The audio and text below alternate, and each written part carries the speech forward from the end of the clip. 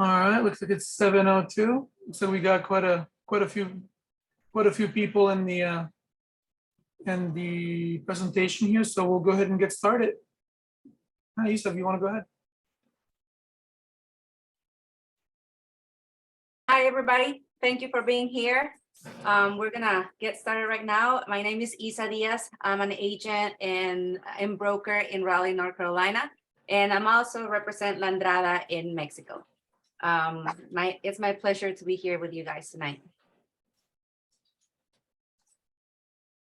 All right, everybody. My name is Munoz. I am from Houston, Texas. I live a little bit south of Houston, Texas, in a town called Meadville, and we are involved in real estate here in Texas as well as real estate internationally. I'm also represent Landrada, and we also represent some investments that we have in different parts of the world. Bali, Mexico, and pretty much all over the U.S. Tonight, we want to talk to you about some of the opportunities that we have in the Yucatan Peninsula.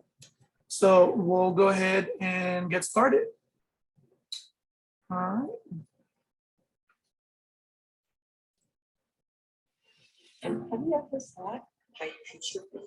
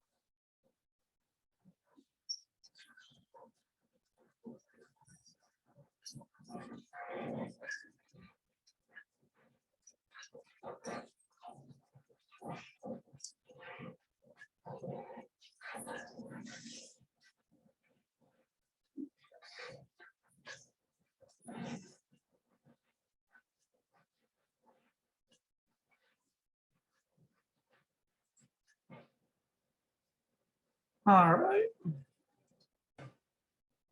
So let's see who is Landrada. Investing with a conscience is our motto. Here we just specialize in the commercialization of land in the southeast of Mexico, in Yucatan and Quintana Roo.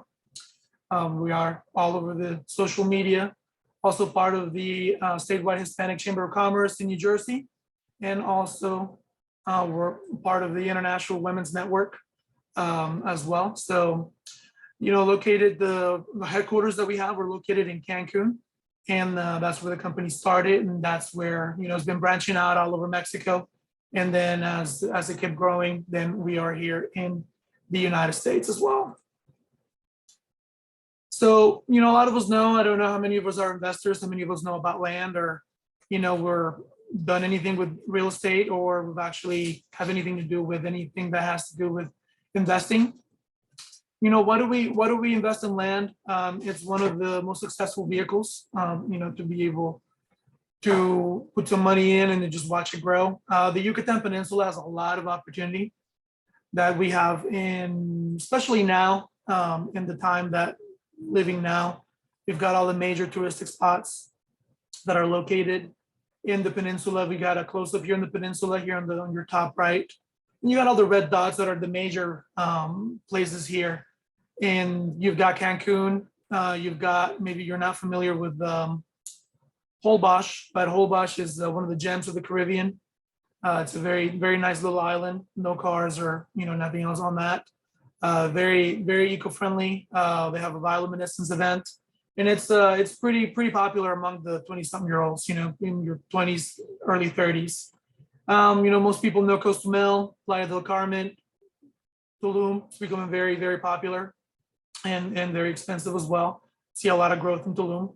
Then you got Valladolid. Valladolid is probably one of the best hidden secrets. You've got a little colonial town with a lot of culture and a lot of just a lot of events that are happening in that area that are sacred to the Mayan people, as well as the modern day people as well. A lot of different festivals and different things that are going on in that area. And then you've got Mérida, which is the capital of Yucatan. And then Merida, has got a lot to offer. Very, very nice place to go visit. A lot of retirees that are moving to the area, Canadian communities that are in Progreso, that are all around Merida, close into the beach towns as well. And then as well as you've got the Mayan Riviera on this side, on the actual Atlantic side, closer to the Gulf side, starting to see the Yucatan Riviera as well. A lot of people that are moving to the area, starting to make investments and just seeing a lot of growth in the place as well. A lot of people are familiar with Cancun. Just a very nice touristic spot. You've got 30 million people that come in, every year into that airport. And we've also got, this is Valladolid, what I was talking about very nice little colonial town. There's a very nice church. That's, I believe, is from the 1700s. And then we've also got the Holbox, beautiful waters, no cars. I mean, you've got, a lot of nice places just to hang out and check out. Then you've also got Tulum. As I say, Tulum speaks for itself. A lot of people are very familiar with it. It turns out to be the yoga capital of the world. A lot of people are mentioning that. And then we've also got Merida, which is, this is the monument to patriotism of Mexico. If you can see on the side of the actual, this is a whole ring that surrounds the monument there. You can see Mexico's history being carved into the stone there. And it's a very nice, very, very nice site to go visit. And this is in the middle of downtown Merida. Then we got Tres Lagunas. This is the place that's sacred to the Mayan people. And it's very close to one of our developments. We actually go visit it in the tours. And we have a Mayan presentation there to be able to explain what's available there. You can't really see it from all the vegetation, but there was a giant metropolis of the Mayan people, a giant, it's a giant compound for security and travel and a lot of commerce that the Mayan people had. So it's a very, very nice place to go visit. Highly recommend it. And I'm sorry, can everybody see my screen? I just wanted to see if somebody can come off mute. I've got some people here telling me they can't see anything. Yes. You can see it? Yeah, Marlon, Yes. sure. If you want to exit out and then come back in. I've got Marlon sending me a message saying he can't see anything. Just wanted to make sure everybody was able to see my screen. Thank you for that. Let's see. Then we've got Chichen Itza. A lot of people familiar with Chichen Itza, one of the major pyramids out there. One of the most popular as well. These are not the only Mayan ruins that are out there. You've actually got Mayan ruins all around the peninsula. You've also, not only besides from ruins, touristic spots, beaches, you've also got places like Celestune and Sisal. You've got a lot of that flamingo migration, which is very neat to see. And then also see how, the flamingo migrate, how they breed, how they go back, hatch eggs, and all of those surrounding areas are very nice to go visit. It's a lot of boat tours and a lot of different things you can go check out. So there's a lot of that. And then we got Puerto Progreso. This is actually a newer picture. You've got Puerto Progreso has got one of the biggest piers in Latin America, if not the biggest. And you're having a lot of different ships that are docking there. You've got Princess Cruises, you've got Carnival, you've got Disney Cruises as well coming to Progreso. And if we go here and we start looking here at the map, we'll see Puerto Progreso is very close to the capital of Yucatan, which is Merida. And if I'm coming over here and showing you where Merida is, Puerto Progreso will be right around there. And this slide is to kind of show you the other attraction that we have available in the Yucatan. We've got cenotes. And if you're not familiar with a cenote is, we've got, it's theorized, there's a theory that the meteorite that came down and wiped out the dinosaurs came down in this blue area here.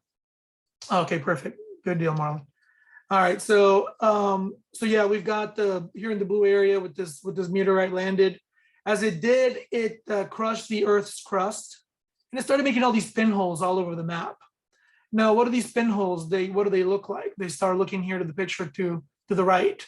You've got different cenotes that you can look at. This is the ground cenote. I visited Cenote Samal, and every single one of them are very sacred to the Mayan people. and they're very nice places to go visit. Believe it or not, all these little pinholes in the map, they're connected to the water. If you go deep enough, you can go several miles down to the bottom, and then they're all basically connected. And you got one of the longest and more extensive underground rivers, that we have in the Yucatan, more than anywhere else in the world. So it's a very nice seat to go visit.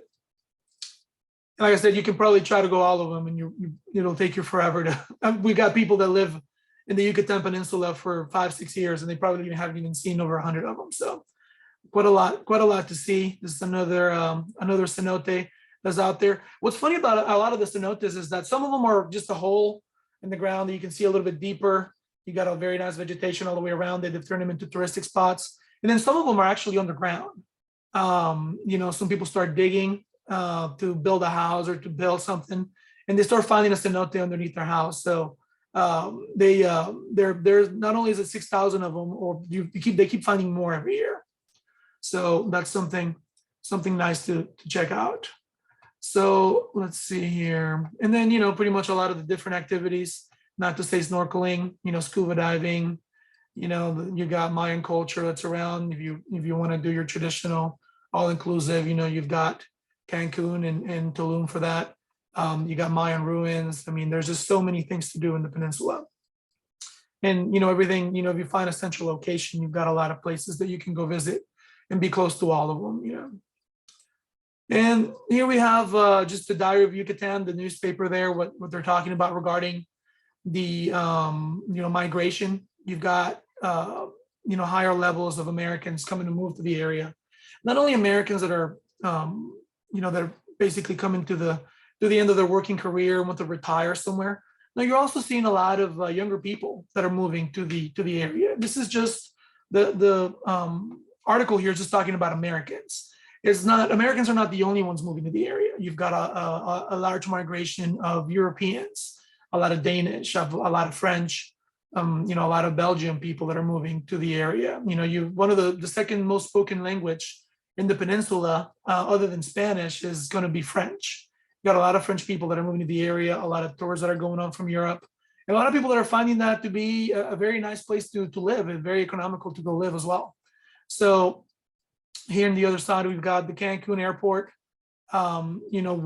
It's not only is it so large, and you've got so many people coming into it, they've also got autonomous entry. You got places where you can come in, put out your passport. The actual machine checks it out and then it lets you in.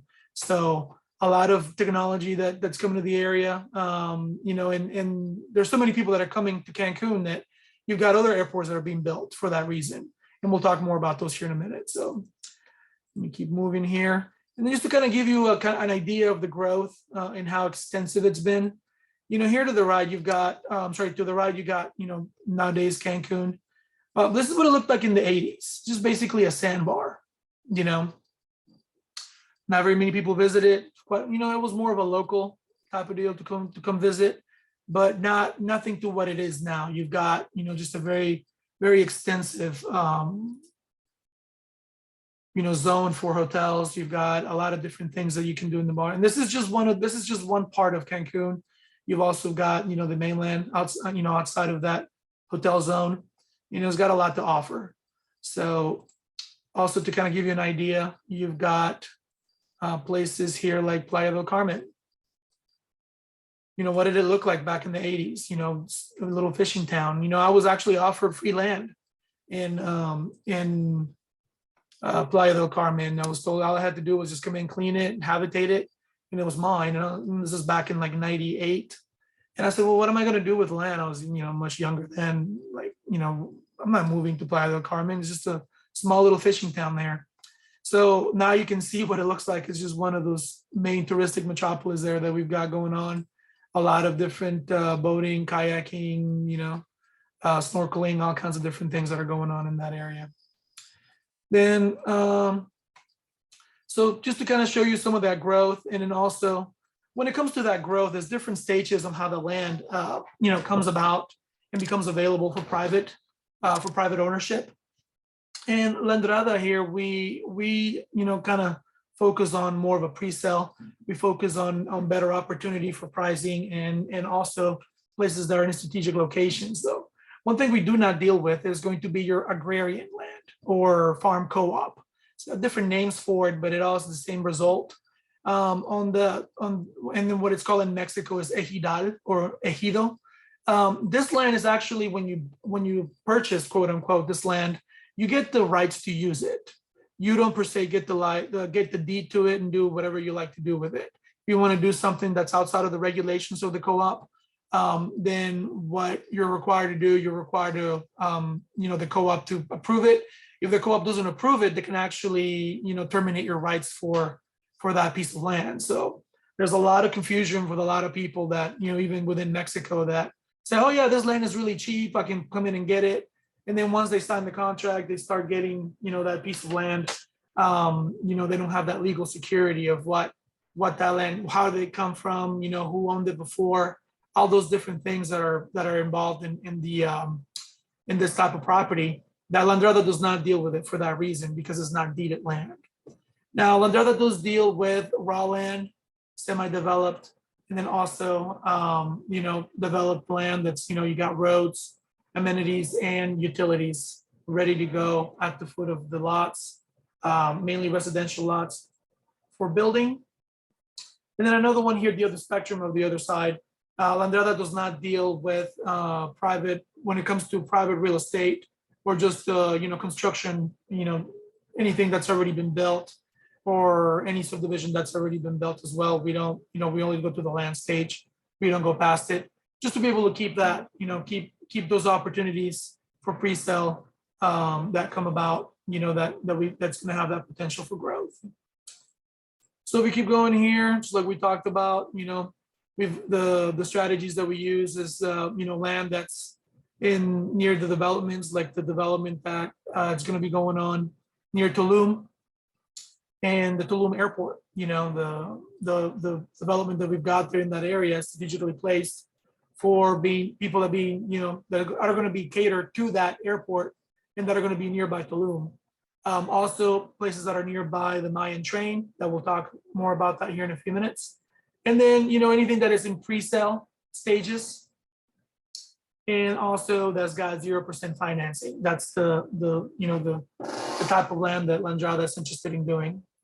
We also, let's see, let's come over here. So let's talk about our first development, Laguna Escuche. This is an eco-living development that's going to be in a pretty quiet area. And then here, I believe we've got a map here to show you where it's located. So Laguna Escuche is a very nice little central area. You've got a lot of Mayan ruins that are working on here all around it. Very close to Valladolid, about 35 to 40 minutes from Playa del Carmen, an hour and some change from Cancun, about an hour away into Holbox.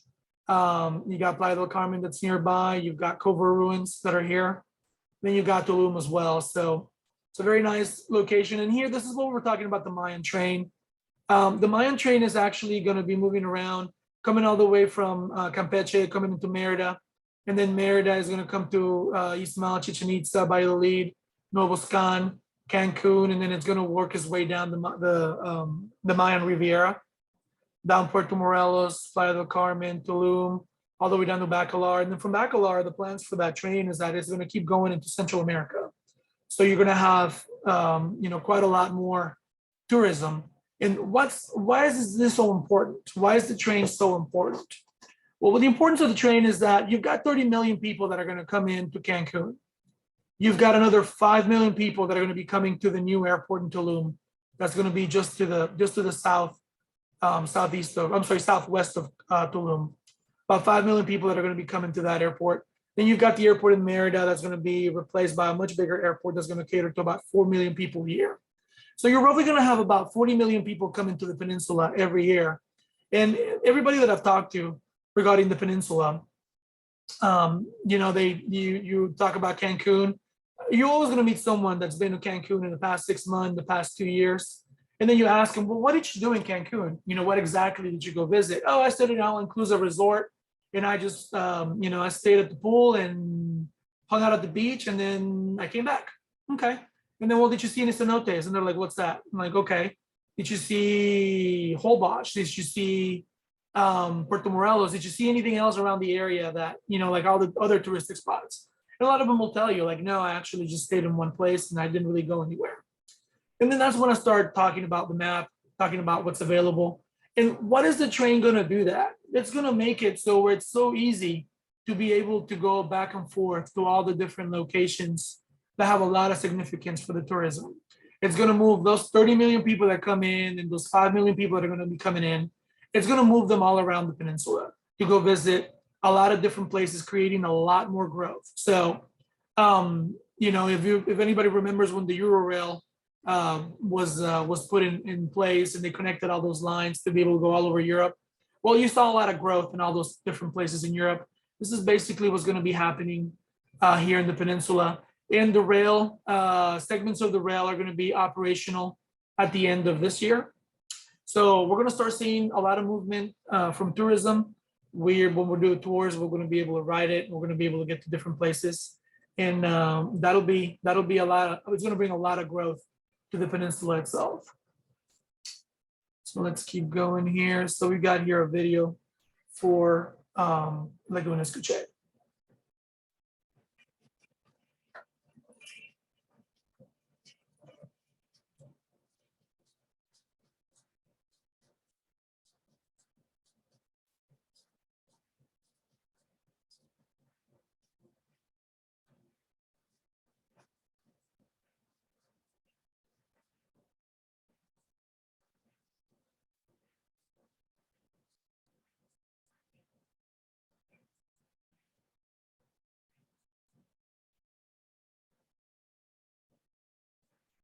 All right, so the lots here, Laguna Escuche, are going to be about 400 square meters. That translates into about 4,200 square feet for the residential lots. And also here in this lot, I wanted to show you what they built this train. They basically just expanded the highway to be able to accommodate for the train and not have that, keep it as ecological as possible and not have that large of a footprint when they're coming through the jungle, to be able to, because they were going to expand the road anyway. So they went ahead and added that rail in that same location. So that was a lot of good news for a lot of people that wanted to just keep, not cut through different places. And in the peninsula, you've also got a lot of natural reserves. So I just wanted to talk about that here real quick. And then Nuevo Scam, this is what that train station is going to be like. From Laguna Escuche, it's going to be about a 5-minute drive from the station. So we're going to be able to get to and fro places, pretty close and pretty quick. You're going to have a lot of the touristic spots are going to have a lot of growth, and it's going to be more and more expensive to build on those. And here Laguna Escuche is actually coming out in stages. So the first stage is about to be delivered here this month, and they're already starting to beat a lot of that land from that stage that came out a few years ago. And they have new lots as well that are coming up as well. And then those are for, I believe they're going to be some that are going to be delivered next year, and then some that are going to be delivered in 36 months. So it just all depends on what stage you're able to look at. And I know that Isa went ahead and put in the site for Laguna Escuche. You can go into the site and then see what lots are available there. And if you're interested in one of those lots, you can always send Isa, and she will be able to send you a quote and talk to you more about that, which we will. Here at the end of the presentation, we'll talk more about the pricing here as well. Just wanted to kind of show you what's going on in that area. And then here, this is the lot the development that we have near Tulum. It's called the Maya, and it's holistic living. So we've got video for that as well. Just wanted to show that to you real quick.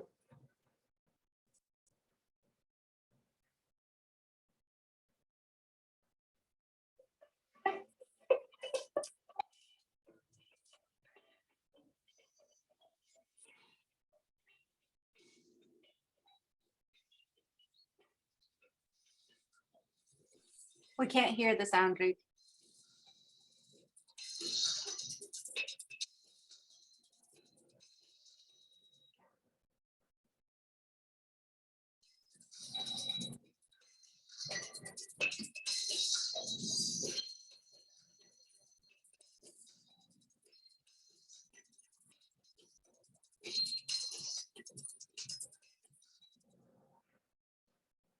All right, and then just to kind of show you an idea of what it's going to look like, we have a video and an infographic here on the amenities. So if you're able to see, you've got an obelisk. It's going to have a clubhouse in the middle, and then every single segment is going to have different things in every section. So the section for the elements here, we have the water elements, or the water section is going to have the pools.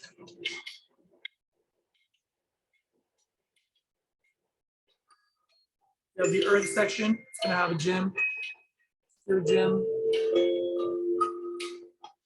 rock wall, then a little pet park. So the earth section will have some meditation areas, yoga.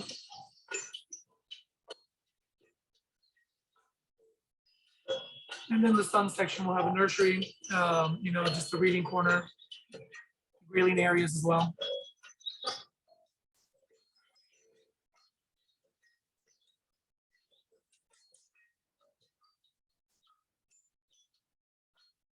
You got the fire is going to have the courts. And then the moon section is going to have a playground, more grilling areas, lookout, among other things.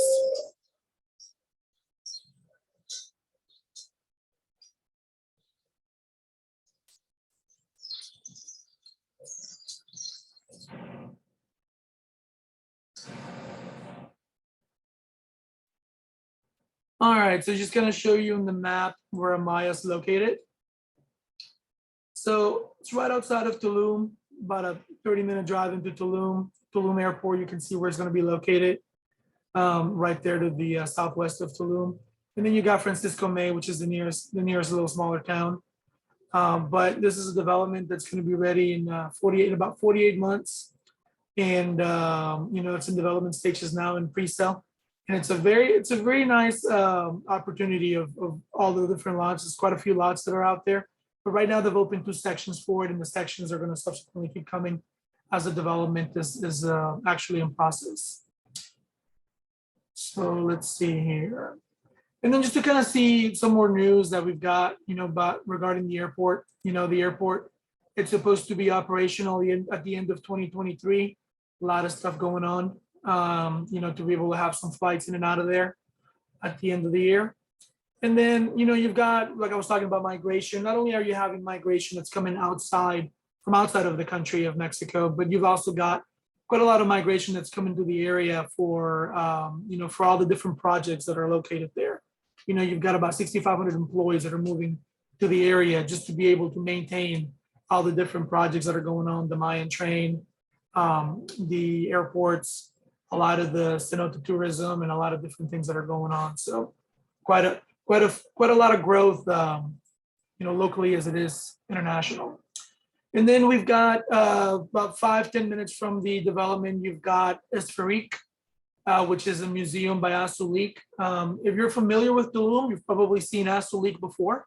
It's they've got a couple of resorts, they've got a restaurant in Tulum, and they actually built this installation. It's a very nice international effort that was in conjunction with I believe it was a Japanese artist. You've got some Dutch and different European artists that came in, and quite a lot of different people that put this museum together. The pictures really don't do it justice. You actually have to go visit this installation. They've got a lot of nature that was built into the museum, a lot of museum that's being exposed. I've been there 3 times, and every time I go, it's something new that I'm able to see there that's going on. Very, very nice lookouts. And it's really one of those places that it's build it and they will come type of places. Is out in the middle of the jungle, and in certain times you can see monkeys and different things going on all around it. But it's a nice place to go visit. Let's see, and then we've got Actungha, which now we're moving to the Yucatan side. And Yucatan is actually, like I said, a lot of growth going on. And then Actungha is a development that started last November. And as you can see, last November, this is one of the pictures of it. This is what it looked like. I mean, you just got a lot of green areas. It's just starting to clean out, to see what the development was going to look like. And then in January, we visited again. Then we saw just giant strides of moving towards the development. And then once we saw it back in April, I was able to take some drone shots of it. And you can see what it looks like. So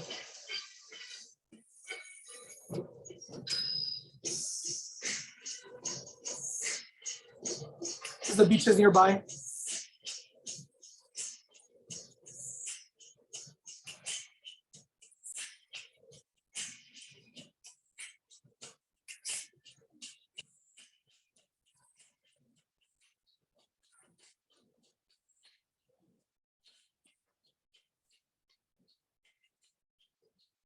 You have outdoor gym, clubhouse.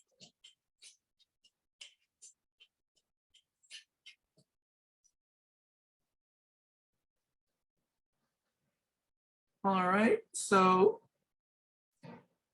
and just to kind of show you in the map where Actum Ha is located, it's nearby in the municipality of Tetis. It's probably around 20-35 minutes from Merida. If you know anything about Merida, it's a pretty busy, pretty compact town. Got a lot of traffic. It's got a lot of different things going on, a lot of noise. So, Actum Ha is it's in a very quiet location. Tetis is a very, very neat little small town with a Mayan population that's nearby there. And here around Puxila, Numan, that's where that new airport is going to be located, which will only be about a 20-25 minute drive from Actum Ha. So as we see that growth, that's going to be coming all the way around. A lot of these properties are going to raise in value. That's the reason why we're so interested in Actum Ha. Besides the fact that, we've got all the amenities that are going to be available. You're going to have a very nice clubhouse with about 5 acres of green areas within the development. You're going to have a pool, sun decks. You're going to have the centerpiece of it is going to be that private cenote. It's going to have security 24/7 and an outdoor gym as well. And this is what the development, how the lots in the development look like. The lots in the middle are about 4,000 square feet. Isa and I, we keep joking around that we do what we preach. We've got, in this development, I've actually got lots 44 all the way down to 41. So I've got those 4 of those, and some people are joining me as we're going. This is a very nice place to build. The developer is actually going to live in this location, and they're going to be helping with construction as well, which they're working on renders and a lot of different things that will be available. And the beauty of this development is that it is a pre-sale when it started back in November, but as soon as you start making payments on it, you put down your down payment. Here we have that 20% down payment that we're looking at with some numbers here to kind of give you an idea on a 375 square foot lot. They have different interest-free financing options. They've got 18 months to 48 months. And the construction in here, once you start paying into that lot and the contract says you can probably take possession of it after 2 weeks of actually putting down your down payment and making your first payment. So as soon as you start making payments on the lot, you can come in, you can camp on it, you can do a lot of different things with this place. The beach is probably around 20-25 minutes. And let me go back to the map. Forgot to show you that. So if we look here at the map, one of the beautiful things about that is you've got the 2 beautiful beach towns that are nearby. You got Celestune and you've got Sisal. And then you've also got Puerto Progreso, where those cruise ships are coming in. And Sisal is the one I was mentioning, has got a Canadian community all around the coast there. You got quite a few, maybe a few hundred households that are from Canadian people that just came in. They either have that as a beach house, and a lot of them are actually moved there full time. And then Celestune is another very nice place to come visit. And what's special about these 2 places, and why are we not seeing anything to the side of here, Celestune? Why is that? That's because this little pine tree that's located here, what does that mean? It means this is a natural reserve. You're not going to have anything growing, not going to have any, and then what I mean by growing, I'm talking about any, cities, any little towns, no beach towns in it. So you've got Merida that's got growth to this side, the airport's going to be on this side, and then all these beach towns are actually growing within themselves as well. So you've got that growth converged in the more economical part of Merida that we're looking at here, which is that development there for Acton, huh? And it just seemed like the best. Once I looked at it, it just seemed like one of the best choice for being able to have that investment there. Let's see, let's keep going here. And this is when we went in April. I was lucky enough to take my drone out, and we were seeing the progress of it. You can start to see the streets are pretty much already plowed, ready for that asphalt. You've got the cenote in the middle. This is actually to the left of, you're looking at those green areas. And these are the people you're looking at here is the people on the last tour. We came out, we checked out. I believe the gentleman here with the white shirt is the owner, the developer. He's just answering all the questions, everything that he's doing in the area. You can't really see it anymore, but here on the side, there's a trench that was dug all the way around. And what that was is that all those amenities are going to be underground. You're not going to have any poles in the whole subdivision. So that's going to be very neat. And then I believe here, you can kind of see me up here when I'm manning the drone, kind of just taking a look at everybody that was there via the drone there. So let me see what else we got here. And let's move on to the next development that we have here is called Aldea Esmeralda. And Aldea Esmeralda is located near the beach as well. It's about 8 kilometers away. And there's a little video about it.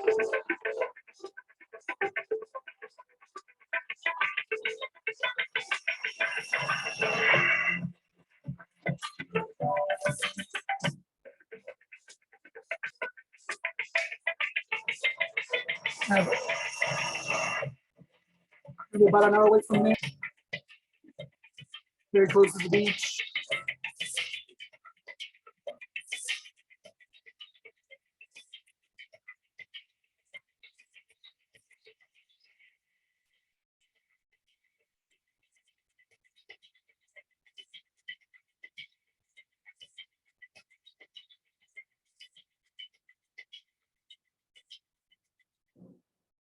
All right, so just to kind of give you a location in the map here where this development is going to be located, you've got Aldea Esmeralda that's going to be nearby this little town of Santun. It's going to be about 8 kilometers away from the beach, around roughly about 5-6 miles. And then, about an hour away from Merida. And then you've also got a lot of different places that, you can see these little towns that you can come visit, a lot of tourism. Izamal is actually, I recommend going there. It's a very nice town that's got Mayan ruins within the city itself. And then you got the colonial side. And then you've also got some Mayan ruins in there that also, which we were able to get some footage of that as well, which is very, very neat. But let me keep going here. So this is what the amenities are supposed to look like. We're going to have one of those long lap pools, along with a little greenhouse, pet park. You're going to have a bike lane, and you can kind of see what the lots are going to look like there. And just to give you an idea on some numbers here, 20% down. We're looking at about $4,000 US. This is at, I think it's 19 pesos per dollar. And also keep in mind, guys, when we're talking about prices, we're just kind of showing the US dollar as a comparison. Every time that you do make an investment in Mexico, all those prices are in pesos. So anything that you'll be paying, it's whatever rate if you're using a card or you're using like if you're sending a transaction, whatever the case that may be, you're going to be sending that in pesos, and then whatever that exchange rate from your credit card, your bank, or however you're sending it, that is the rate that it'll be. And then sometimes as you have like the peso loses value or it gains value, you see a little bit of a difference on that on that pricing. So when you're sending that payment, you're aware that you're making it in Mexican pesos. And then we have these lots are 36 months interest-free financing. And then the administrative cost for that is about $334. I'm sorry, $337 US. All right, so let's keep going here to our next one. We have Chaca, which is the newest development that just it was just added. I believe it was last week. And Chaca is actually located here nearby. If you can see Tetis, where Actum House is located, then you've got Merida, you got Puerto Progreso. So it's in between Merida and Puerto Progreso. You're going to have Chaca. There's other developments and different things that are going on in this area. A couple of different parks and some more touristic, just some more tourism that's going on in this area. You got a scientific park. You've got all these different beaches that are nearby. And Isa is gracious enough to putting all those websites on the comment section, and you're able to check those out as well if you want to go get a little bit more info that you can get from those. Then you've also got some golf clubs that are nearby, and then you got the Yucatan Country Club that's located right there, and you got it right here in the green. So you've got a lot of different things that are going on in this area. Just because you see a lot of green doesn't mean that there's nothing there. There's actually quite a lot that's going on. And I believe that Acton has nearby in this location as well. So it's pretty close to Acton as well. And let's see here. So in this one, it's going to be 817 lots. You're obviously going to have a kind of an arch portico or arch, if you rather, for an entrance. These are semi-urbanized lots. They're going to have streets and pretty much amenities and the utilities as well. And it's projected to be delivered in 3 years.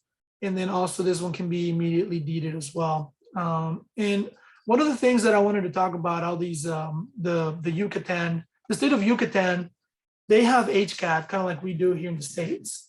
You can, or I know most of you are probably in North Carolina, it's just probably different, but here in Texas, you can actually go online, put in the lot description or the lot number and be able to look at, who the owner is, how much money is involved, how much is it, how much money is involved for taxes, if it's any taxes are owed, anything in that regard. Pretty much all the information is there.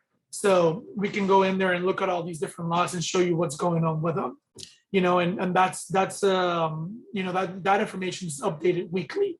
So you've got a lot of different things that are going on. And then also when you talk to Isa and you want to see all the legal certainties that are involved, we actually do have a legal package for every single one of our developments. We can show who the owner was, we can show where it's been, nothing is owed on it, and all just the different information that makes it that much easier to kind of look at all the info on that particular lot you're looking for, or whatever, or that particular development that you may be looking for as well. So here we got lots of about 4,200 square feet, and they're about 1350 by 30 meters, a little bit here on the longer side. 20% down payment, you're looking at about $3,000. 36 months interest-free financing, around $327 a month. And then you've got that administrative cost of 6,400 pesos, which is roughly around 337 US dollars. And this is price calculated at 19 pesos per dollar. So if it goes to 20, 22, 23 pesos per dollar, then you're obviously going to see that US dollar lower, just because the US dollar will be, have more value than the Mexican peso there. So you can see that difference between those prices going back and forth. So that's pretty much all the developments out here. We have time for questions. Anybody that has a question, you're more than welcome to unmute. We can go back and discuss anything you might be interested on.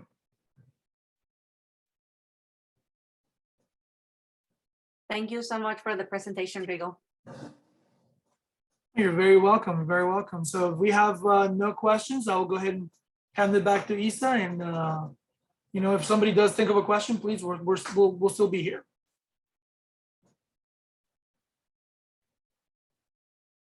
Hey guys, so I want to show you guys the pricing for the developments. I'm gonna go over the list price, And after this presentation, if you guys want to schedule a personalized consultation with me, I'm more than happy to do so. So we're going to start with Laguna Escuche. Laguna Escuche, the lots start are around 400 square meters, and the list price per square meter is 1,100 pesos. And that comes down to 440,000 pesos per lot. That equals, based on an 18 pesos per dollar rate, it comes down to 24,500 roughly. Also, the down payment is 20% down. It's about $4,900, and then the monthly payments are 36 monthly payments with no interest, and they come around $543 roughly every month. We do have a administrative fee for 5,500, but if you pay within the 24 hours of paying your down payment if you pay your down payment within 24 hours of paying your administrative fee, you get 10,000 pesos off, which is around $550. We can go over, and then it comes down to the total price of the lot, or to 430,000 pesos, around $23,890. And then the down payment would come down to around 4,700, and the 36 monthly interest-free payments around 530. And I've shared this information too in the emails. If I have your email, then I've shared that with you. If I don't have it and you want this information in your email, let me know in the comments and I'll send it over to you as well. This is the pricing for Amaya. Amaya, the lots start around 500 square meters per lot. The list price for it is 1,200 pesos per square meter. And the total comes down to around 600,000 pesos, which is around $33,000. The down payment, it's 20% down. It's around $666, and the 48 monthly payments are about $555. The administrative fee for this development is around $530. Also, same thing, if you pay your down payment within 24 hours of paying your administrative fee, then you get $550 off, which is basically getting the administrative fee waived. Also, the price comes down to $32,777, down payment $6,500, and the monthly payment 36 monthly, and let me change this to 48, comes down to $546 a month. Aldea Esmeralda, located in Yucatan. The lots start around 450 square meters. The list price for square meter, it's 830 pesos. The total price for the lot is 373,500 pesos, and the price on dollars is around $20,750. Down payment is around $4,100, and the 36 monthly interest-free payments come down to $461. The administrative fee for this development is 6,400 pesos, which comes down to $355. And then same thing, pay your down payment within 24 hours, you get $555 off. Bringing the price down to $20,194, and the down payment comes down to around $4,000. Monthly payments around $448. Then Actumha, this is the one with the cenote in the middle. The pricing for this development is a little bit different. It varies based on the monthly payments that you want to do. If you want to do, we're gonna do lot 49, for example, comes down to 476 square meters on size. And then if we do 18 months monthly payment, it comes down to around $24,000 and 536 price. And then your down payment comes to around $4,900. Monthly payments around $1,090, and your administrative fee of $305. But if you do 24 months on payments, then the price changes. And I can go over the rest of the monthly payments. If you're interested in this development, just let me know and I'll create a meeting with you guys personally. And then we also have, last but not least, our newest development, which is Chaca. Lots start around 405 square meters, 405.16. And the price per square meter is 690 pesos, which comes down to a total of around $15,531,000. The down payment is 20%, around 3,100. The 36 monthly payments of around $345.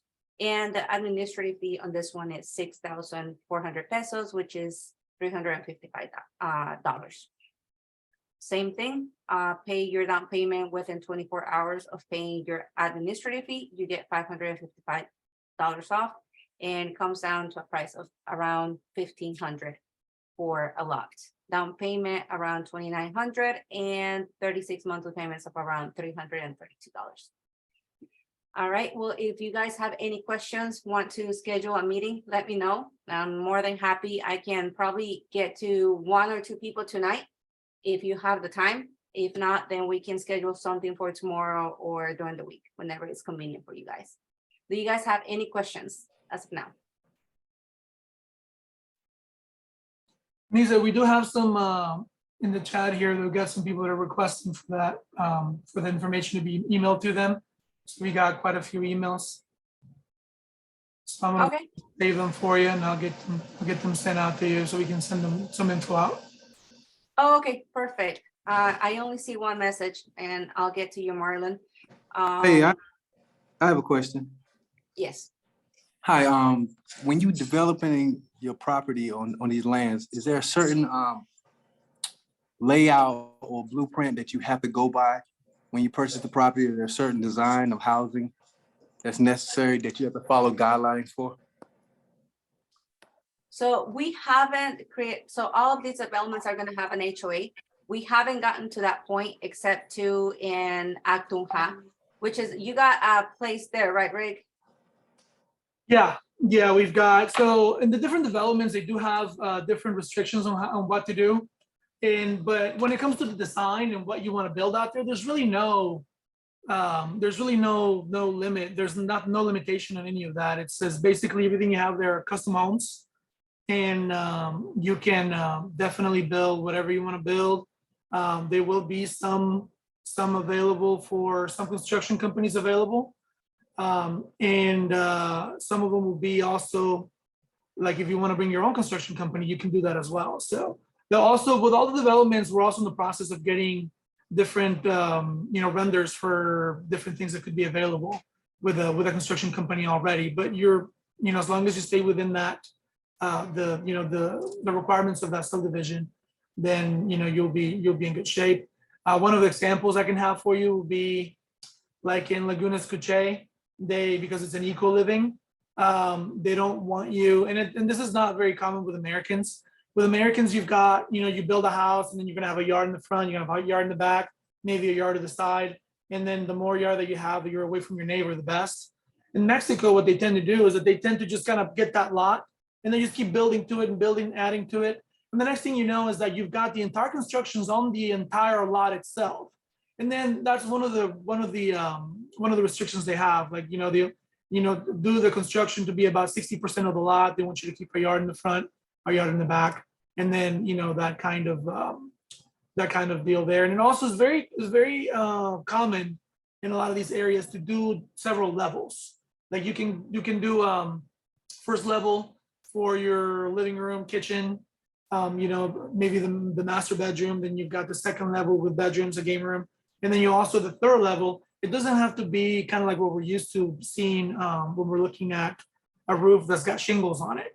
You can also have a terrace at the very top of your building and have kind of like a green area with a lookout, and you can have a pergola on it. And lot of the ideas that people can have. If you want to have a roof, you can as well. So just all depends on what you want to do. And they have minor requirements just because of the cultural aspect of what people are used to doing in Mexico. But pretty much anything goes on whatever you want to build. There's really no restriction that I know of. I don't know if that answers your question.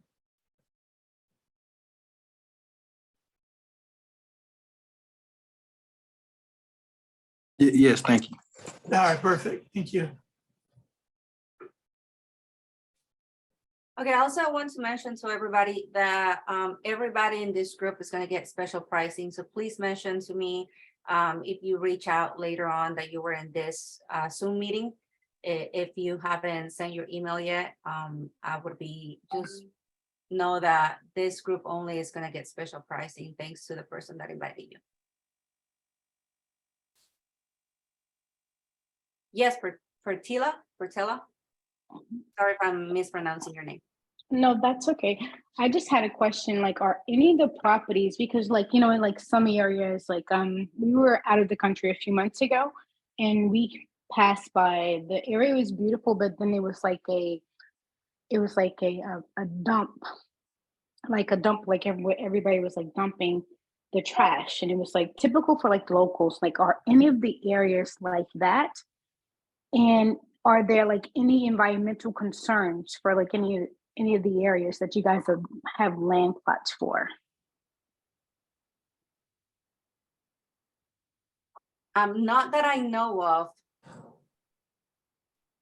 Yeah, no, not that we know of either. We haven't seen anything major, like, if you're talking about a landfill type of thing where a lot of people, Yeah, sorry, but exactly. Yeah. yeah, we're not, no, none of the developments are anywhere near the landfills. Like, Okay. actually, a lot of the different developments that are located, like, like Actum Chaca and El de Esmeralda, those are all near natural reserves. They're very Okay. protected places. And then also like the environmental hazards we're talking about. These are all like, they're very meticulous in the Yucatan Peninsula about anything that has to do with, even like when it comes to getting into the water of a cenote, you cannot wear sunscreen. They don't want those chemicals in the water. They've got a lot of sanctions for people that are doing things that are not, that are causing for that environment to be, to be affected. Why is that? Because they don't affect the tourism. The tourism, they want to do, there's really no point in having a cenote that has no vegetation and has a lot of chemicals in that water. So they're very meticulous with a lot of those different things. Obviously, in some areas, they may be, there's really not control over everything at all times, but it does get addressed, and it gets addressed in a very timely fashion. So we've seen like when Actum Haas started, it was an empty lot, and then the locals will come into the cenote.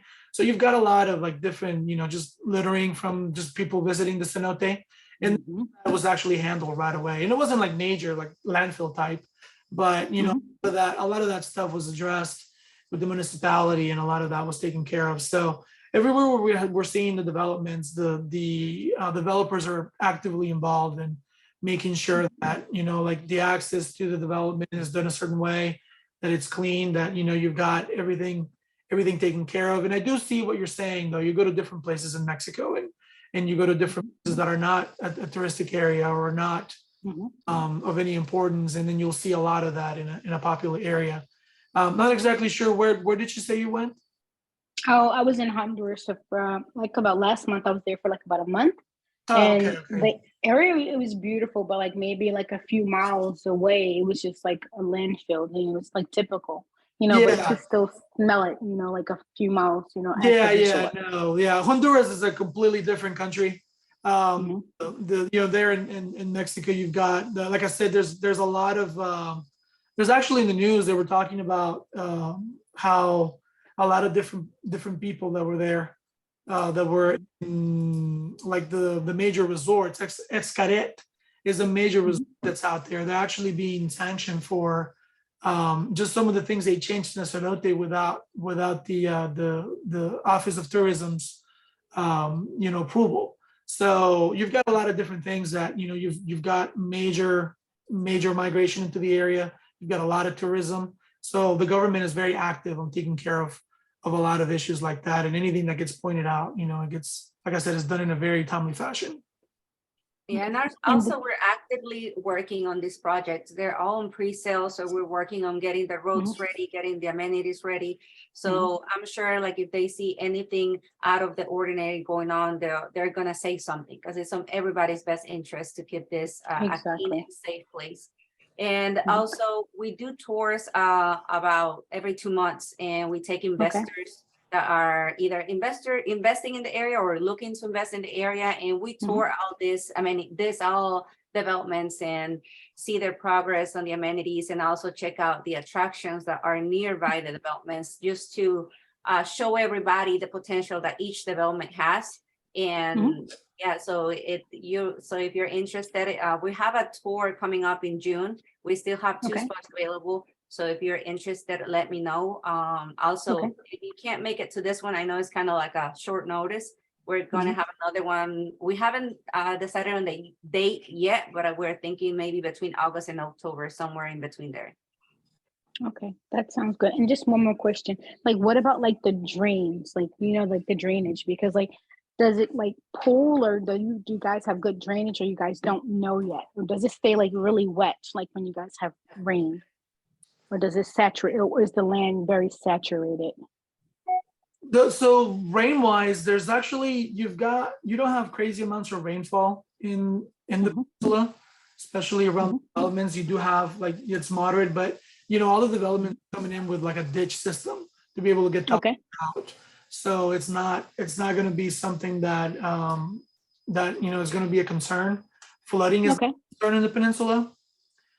You've got, like I was talking about, this was one of the places with the most underground rivers all over the area. So a lot of that water moves in. And if you haven't been to that part of the peninsula, there's the soil is very rocky. You've got a lot of rocky soil in that area. So it's not like if you come here to Houston and it rains a lot, you're gonna get stuck in the mud, because it's just basically the land is just clay. There's so much rocky soil. I don't know if anybody's familiar with Ireland, and then the movies where you've got the actual fences that are made out of the rock from the soil. That's actually what they do in the Yucatan, because they're so rocky. Not only is it using for fences, but a lot of them they use it for construction as well. So that's also a business culture of being able to build from what's in the land. And people that will go on the tour, like myself, you'll go on the tour and then you'll find some of these houses that there's no record of them when they were built, because they've been there for hundreds of years, from one back when it was just Mayan territory.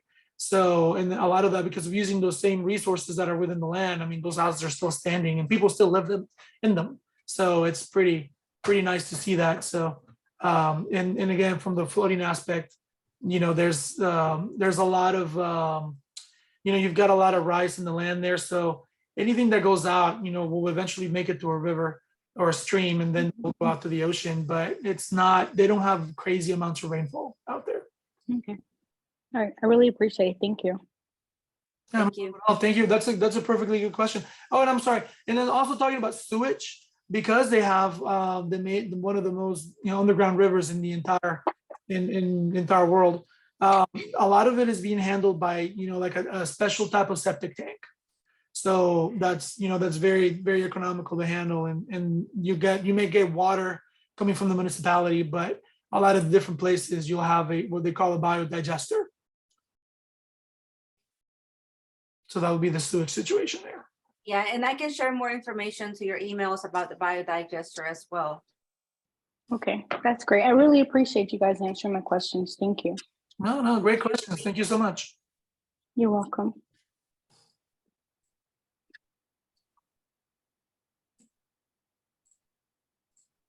Any more questions, guys?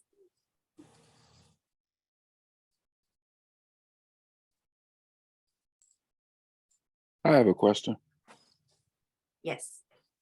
Are there any, I guess, compared to American real estate, are there like hidden or unknown fees when it comes to Mexico, or differences that you may know of?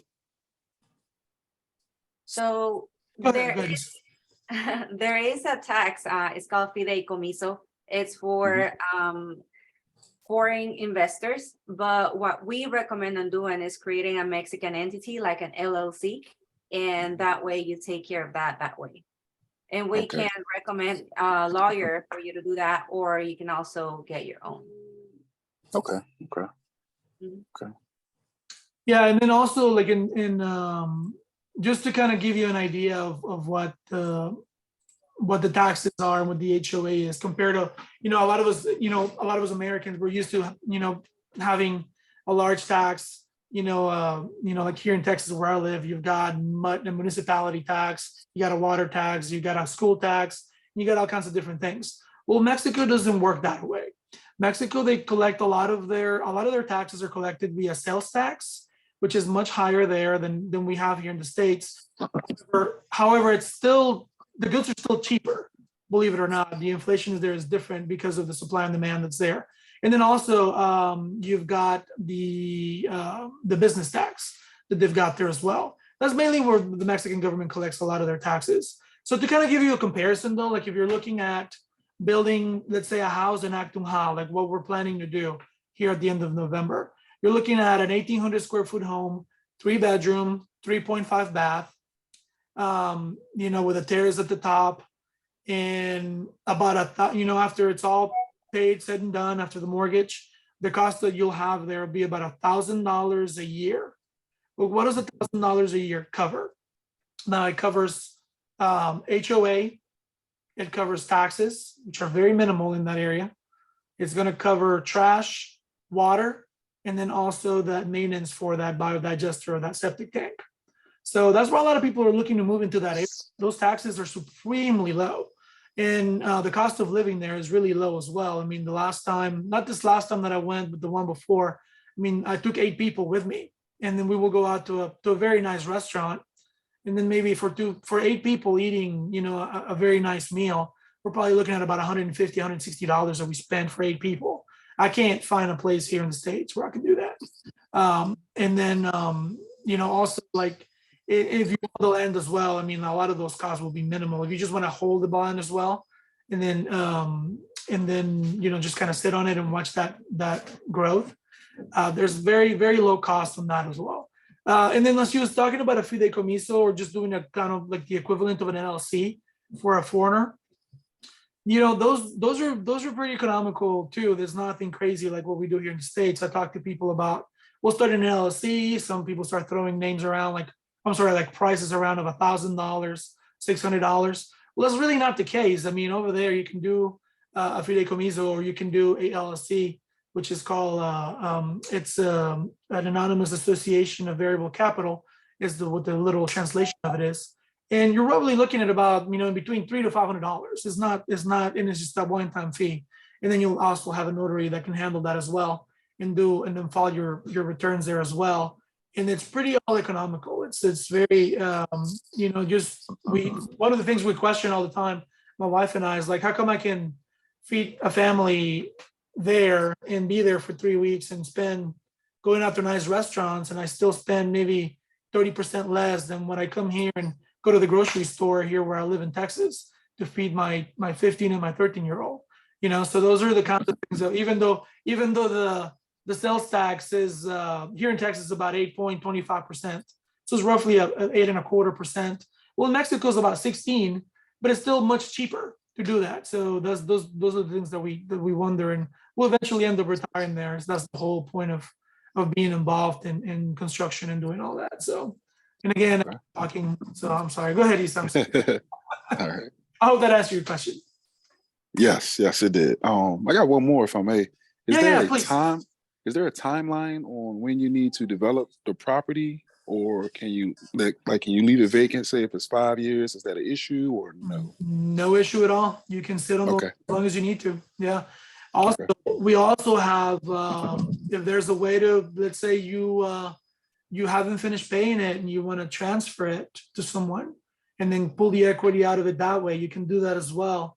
It's a little bit different with the developers, but there's a paperwork fee that you can pay and transfer it that way as well. But yeah, once you finish paying it, the only cost of, if you want to hold on the land, if there's an HOA cost, Mhm. that'll be something that will need to be covered if you just want to sit on the land. So that's the only downfall to that. If you don't want to, and a lot of these are, if you don't plan to build on it, sit on it, there may be a lot of people. As soon as you start seeing construction, all of that is just gonna grow exponentially, and you may have a few people that are going to be interested in that plot of land and start making offers on that. So it just all depends on what you want to do with it.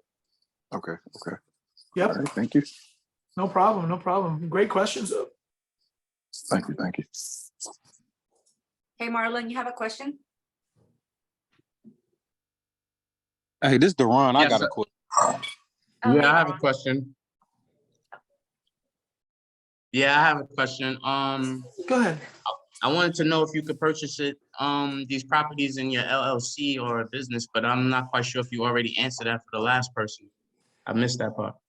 Yeah, from when we're talking about it doing LLC or fideicomiso, that's not going to be one from the states. Obviously, the two countries you cannot take, like I have an LLC here, it's called Great Will Investments. I can't use that to purchase land in Mexico. You actually have to do that in Mexico when you're doing that. And the thing about it is too, though, you don't have to do that until you do, like if you're doing the financing, you don't have to start any of that until you're ready to deed the lot. So like, for example, like what she has up on the screen right now, what Isa has on the screen, well, you're going to be making that down payment, that administrative cost, and those monthly payments. And you don't really have to do any of that paperwork for the deed of the land to be able to own it until the end of those 36 months where you've already paid off that land. So I don't know if that answers your question there, Marlon. Okay, cool. That's dope. That's dope. And you could basically sit on the land as long as you want, right? Correct. We also have on the legal packets that we can show you regarding each development. We can even show you an example of what the contract looks like. So you can have it in all the developers. We also have it in English as well. So you can just kind of see what that translation looks like, and then what the requirements are, so everybody's aware. You've got all the information right off the bat, and there's no we don't like to have anybody feel like they're blindsided about any type of information or anything regarding anything. Right. All right. Thank you so much. No, thank you. Yeah, great question. All right. Hey, Deron. Did you have a question there? Yeah, I did. I wanted to know, is there any laws that restrict the use of the land? The contracts do state what the restrictions are. I mean, a lot of these are residential lots. Lagunas Cuche does have commercial lots, but they basically, they have it for like the sake of the subdivision. Like obviously, they don't want you to be racing animals there, or like certain animals, or depending on what's going on in the area, they wanted to keep it upscale and keep it to where it's done in the way of having that subdivision. I don't know if that answers your question. And again, a lot of it, like if you're interested in one of the developments, I mean, you're more than welcome to check out what the limitations are. And again, you have requirements, but they're not extensive, and there's nothing out of the ordinary. Stuff that if you really kind of see the cultural side and what happens in that area, makes a lot of sense. It's very common sense. All right, thank you. No problem. Nothing for Dallas. Your hand's still up. Did you have a question? Ms. Lassiter? No, I'm sorry. I forgot to let it down. I'm going to let it down. Thank you. Oh, okay, perfect. I didn't realize, for some reason, I couldn't see that screen when it was coming up, seeing who that was. I'm sorry. I let it down. No, you're fine. All right, so there are not any more questions. I just want to be respectful of everybody's time here. We've been here for quite a little bit. We're well over the hour, so want to thank you everybody for your time. Thank you everybody for joining us. Isa, if you want to close us out. Yeah, well, I want to thank everybody for being here. I appreciate every one of you. Jamil, a special thanks to you and bringing your whole group of friends here. I appreciate that. And like I said, reach out to me or him or whoever invited you to this event, and we'll schedule a personalized pricing consultation. Thank you, everybody, and I'll talk to you soon. Thank you. Good night. Thanks. Good night. Good night, everyone. Thank you. Good night. Thank you. Good Thank night. you. Thank you. Have a good night. Thanks. Good night, guys.